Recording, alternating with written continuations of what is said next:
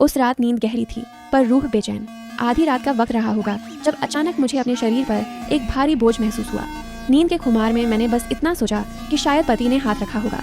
मैंने अनमने ढंग से करवट बदली और उस हाथ को अपनी कमर से हटाने की कोशिश की जो मुझे जकड़े हुए था, लेकिन वो हाथ रुका नहीं बल्कि उसकी हरकतें और भी बेलगाम हो गईं। वो धीरे धीरे मेरी कमर को सहलाते हुए ऊपर की ओर बढ़ने लगा।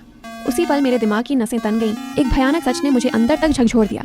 मेरा पति और मैं पिछले 3 महीनों से एक दूसरे के चेहरे तक नहीं देख रहे थे। बातचीत तो दूर, हमारे बीच एक ठंडी दीवार खिंची हुई थी। वो इंसान जो मुझे सीधे देख तक नहीं रहा था, वो अचानक इस तरह फैल कैसे कर सकता था? तभी मेरी नाक में एक तीखी गंध चुभी। वो सिगरेट की एक सड़ी हुई घटिया बू थी जो रात की सर्द हवा के साथ मेरे फेफड़ों में उतर रही थी। मेरा दिल जोर जोर से धड़कने लगा। मेरा पति तो धूम्रपान को हाथ तक नहीं लगाता, तो फिर मेरे बिस्तर पर मेरे इतने करीब लेटा हुआ यह शख्स कौन था? वो मेरी पीठ से बिल्कुल सटकर लेटा हुआ था। उसकी सांसें भारी थीं, जैसे कोई शिकारी अपने शिकार पर काबू पाकर उत्तेजित हो रहा हो। डर के मारे मेरी सिट्टी पिट्टी गुम हो गई।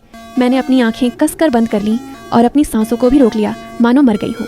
मुझे डर था कि अगर मैंने कोई भी हरकत की तो वो दरिंदा हिंसक हो जाएगा। मेरा दिमाग तेजी से दौड़ रहा था। वह अंदर कैसे आया? क्या उसने मेरे पति पर हमला कर दिया? मेरे पति एक सॉफ्टवेयर इंजीनियर हैं। अक्सर देर रात तक ऑफिस में कोडिंग करते हैं। वो 11 साढ़े 11 तक घर लौटते हैं। भले ही हम बात नहीं कर रहे थे, पर उनका घर में होना ही मेरी सुरक्षा की गारंटी थी। मैंने हिम्मत जुटाकर पलकें थोड़ी सी खोली। कमरे में सिवाय अंधेरे के कुछ नहीं था। बाहर आसमान में तारे भी फीके थे।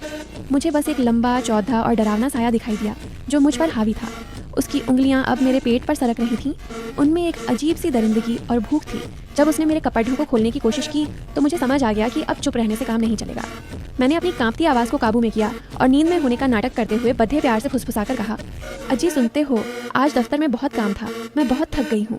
क्या हम ये सब किसी और दिन के लिए नहीं रख सकते? मैंने उसे अपना पति मानकर पुकारा था, क्योंकि उस वक्त यही मेरी जान बचाने का इकलौता रास्ता था। मुझे लगा शायद वो हार मानकर पीछे हट जाए। मैंने देखा वो साया धीरे से उठा और बेडरूम के दरवाजे की तरफ बढ़ा। दरवाजे की हल्की रोशनी में मैंने देखा वो आदमी कम से कम 6 फीट का रहा होगा, जिस्म से काफी तगड़ा। उसे लड़चकर जीतना नामुमकिन था। मेरा दिमाग अब बस एक ही तरफ चल रहा था, भागना कैसे है? पर बेडरूम से बाहर निकलने का रास्ता उसी हॉल से होकर जाता था जहां वो शैतान मेरा इंतजार कर रहा था। मैं अपने ही घर के कमरे में कैद हो चुकी थी।